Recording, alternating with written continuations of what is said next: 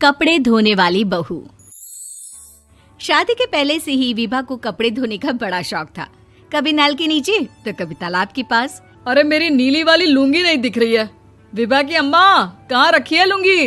अरे वो तो विभा ने परसों ही धोकर रखी थी आपकी अलमारी में, देखो वहीं होगी। वो ना मैंने आज धो दी, मुझे लगा कि गंदी हो गई होगी।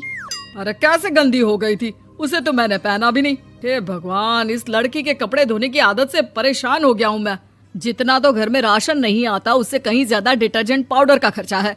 इसकी शादी करवा दो, शादी जाए अपने घर में ही करे काम, फिर चाहे घर के कपड़े धोने हो या पूरे गांव के।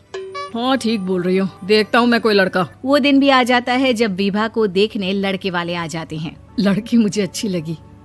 होने वाली सास कहती है, बेटी अगर कुछ पूछना है तो पूछ लो।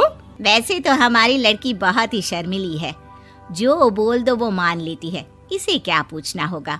अरे कैसी बात कर रही हो माँ, मुझे इन लोगों के घर रहना है, सवाल तो कई है। हाँ हाँ बेटा, पूछ लो ना, क्या पूछना है। आप लोगों के घर कपड़े कौन धोता है? सास का मुंह बन जाता है। देखो, अगर तुम ये कहना चाहती हो कि तुम्हें कपड़े धोने नहीं आते तो सुन लो, कपड़े मैं ही धोती हूँ, लेकिन तुम्हारे आ जाने के बाद मैं रुमाल तक नहीं धोऊंगी। अरे चुप रहना भाग्यवान, बहू बेचारी घर आई नहीं, उसे डराना शुरू कर दिया। वो क्या है ना बिटिया, अभी तक तो ये कल्लू की माँ ही धोती थी, लेकिन अब तुम्हारे पापा तो दहेज में वॉशिंग मशीन देंगे ही।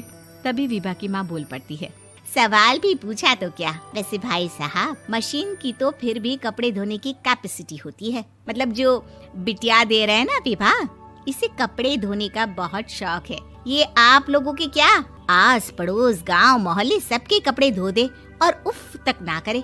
बाहर देखा नहीं आपने कितने कपड़े सूख रहे हैं, सब हमारी बिटिया ने ही तो धोए हैं। बस भी करो ना माँ, शर्म आ रही इतनी तारीफ सुनकर। और तो और एक दाग निकाल कर दिखाओ तो मान जाऊं। हाँ अच्छा अच्छा, माफ करना बेटा, मैंने गलत समझा। हमें तो रिश्ता बहुत पसंद है। और ऐसे जुड़ जाता है रिश्ता कपड़े धोने का शौक रखने वाली विभा का। उसकी शादी हो जाती है कोयला फैक्ट्री में काम करने वाले कल्लू के साथ। शादी के बाद अचानक विभा चिल्लाती हुई सास के पास आती है। सासू माँ, अरे सासू माँ कहाँ है आप? ये तो धोखा है, धोखा दिया आप लोगों ने मुझे। इसे ससुर के चक्कर के बारे में पता चल गया। अरे तो उसमें तुझे क्यों धोखा मिला है? अरे नल में पानी नहीं आता, कपड़े कैसे कब धुलेंगे? अच्छा अच्छा, तू पानी नहीं आ रहा उसकी बात कर रही है। तो आपने क्या सोचा?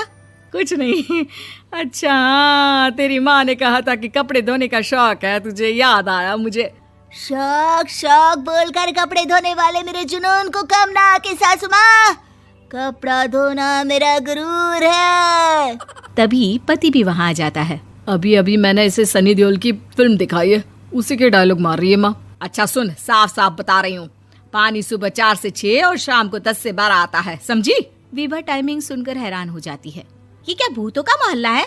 सुबह 4 बजे उठकर कौन कपड़े धोता है? 4 बजे टंकी में पानी जाता है, फिर सारा दिन धोना ना, किसने मना किया? अरे कैसी बात कर रही हैं? 200 लीटर की टंकी में कितने कपड़े धो लूंगी मैं, सुबह ही उठ जाऊंगी मैं। अब क्या था, विभा सुबह 4 से लेकर रात के 12 बजे तक कपड़े ही धोती रहती। एक रोज सास पड़ोस से निकलकर कहीं जा रही होती है कि साथ वाली कहती है, हाँ कल्लू की माँ, जरा ये बताओ कि 2 साड़ी है, 2 ब्लाउज और एक पेटीकोट और एक नाड़े वाला लंबा कच्छा। हाँ तो? अरे तो क्या, कितना लोगी धुलाई ये बताओ। धोबन दिख रहे हैं हम क्या? हमारे पति सरकारी नौकरी से अभी अभी रिटायर हुए हैं और बेटा सुपरवाइजर है कोयला फैक्ट्री में। धोबन समझ रखा है हमें।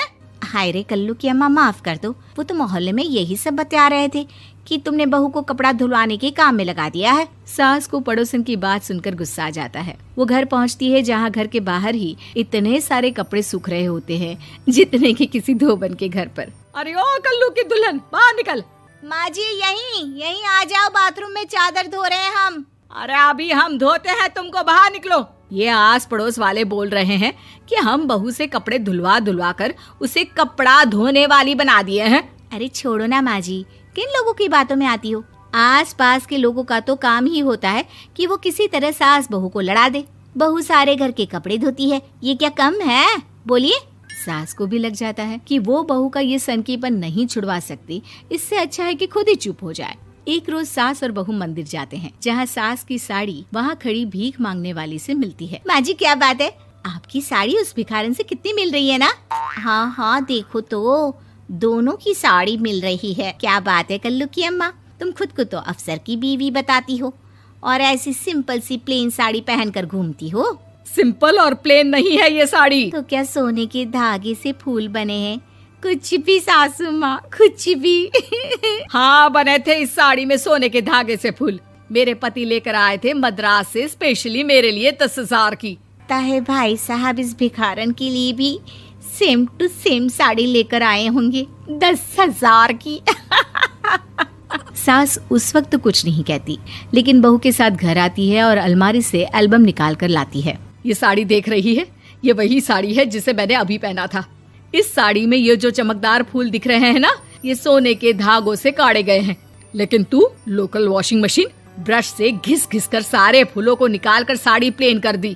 मुझे माफ कर दीजिए सासू माँ। और तो और, जब मैंने तुझे तेरी गलती के लिए कुछ नहीं कहा, लेकिन तूने तो सबके सामने मेरा मजाक ही बना दिया। क्यों? बहू को समझ में आ जाता है कि अब से उसका कपड़े धोना बंद।